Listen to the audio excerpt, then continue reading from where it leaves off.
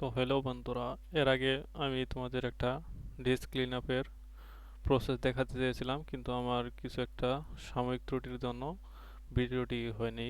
আমরা শুধু run option থেকে দেখিয়েছি। এর জন্য আমি আবার তোমাদের ডিস্ক ক্লিন আপ প্রসেসটি দেখাবো।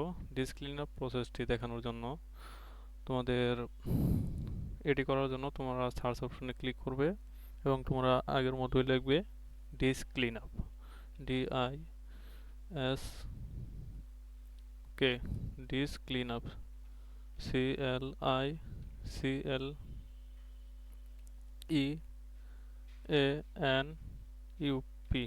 Disk clean up.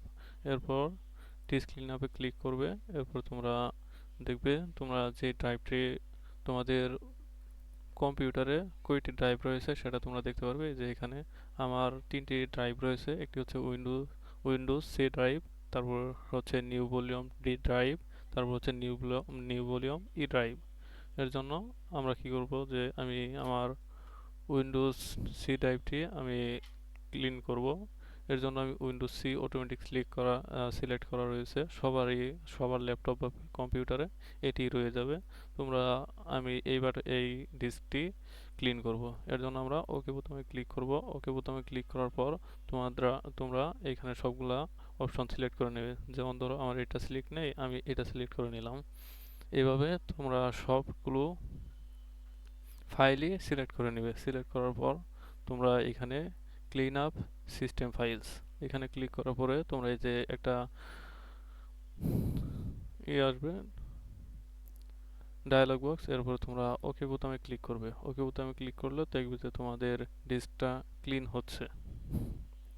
ক্লিন হওয়ার পরে আবার তোমরা এই যে এখানে ওকে বোতাম ক্লিক করবে। ওকে বোতাম ক্লিক করলে ডিলেট ফাইল আসবে। ডিলেট ফাইলে ক্লিক করলে এখানে তোমাদের টেম্পোরারি যে ফাইলগুলো রয়েছে, তোমরা দীর্ঘদিন কম্পিউটার চালানোর কারণে তোমাদের অনেক টেম্পোরারি ফাইল জমে রয়েছে, এগুলো তোমরা এখান থেকে ডিলিট করবে।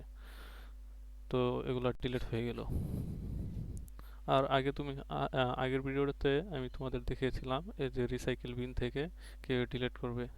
রিসাইকেল বিন থেকে ডিলিট করার পর তোমরা আরেকটি কাজ করে নেবে অবশ্যই, যেটি হচ্ছে তোমরা রান বোতামে ক্লিক করবে। রান অপশনে ক্লিক করার পরে তোমরা ট্রি এই অপশনটি লিখে নিবে, TREE ট্রি লেখার পরে তোমরা ওকে বোতামে ক্লিক করবে।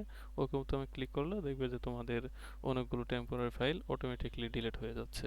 তো এইভাবে যদি তুমি প্রতিনিয়ত বা ডিস্ক ক্লিন আপ প্রসেসটি তোমরা সপ্তাহে একদিন এবং যদি রান অপশনটি তোমরা প্রতিদিন কম্পিউটার চালানোর পরে এইভাবে ক্লিন করো, দেখবে তোমাদের ল্যাপটপটি অনেক স্মুথলি চলছে এবং এটির পারফরমেন্স দুর্দান্ত হচ্ছে। সো ভিউয়ার্স, আজকে এই পর্যন্তই। সামনে দেখা হবে নেক্সট কোনো ভিডিওতে।